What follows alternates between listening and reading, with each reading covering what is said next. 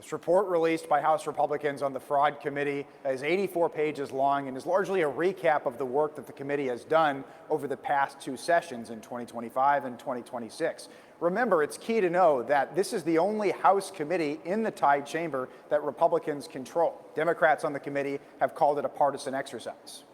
During power-sharing negotiations last year in the tied House, Democrats gave Republicans control of just one committee. And that is the Fraud Prevention and Agency Oversight Committee. Speaker Lisa Demuth installed GOP Representative Kristen Robbins as the Fraud Committee chair for 2025-26, where she invited weekly testimony from agency heads like former DHS Commissioner Shireen Gandhi and Attorney General Keith Ellison. We have helped illuminate the vast fraud that is criminally stealing money from taxpayers. At the final meeting Wednesday, Robbins released an 84-page report recapping the GOP's work on the committee, which included some policy recommendations, while also blaming Democrats. They believe that the Democrats had created a culture of fraud. Do you believe your party has a responsibility on the issue of fraud, given that it happened under the governor's watch?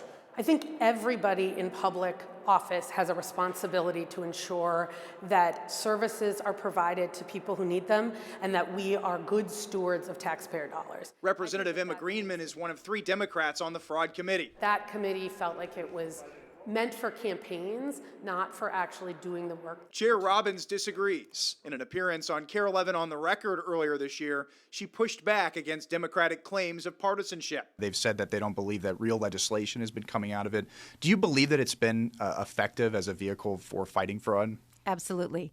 I think what we've seen is we've uncovered and exposed all these vectors of fraud, and we have passed legislation like the new whistleblower law.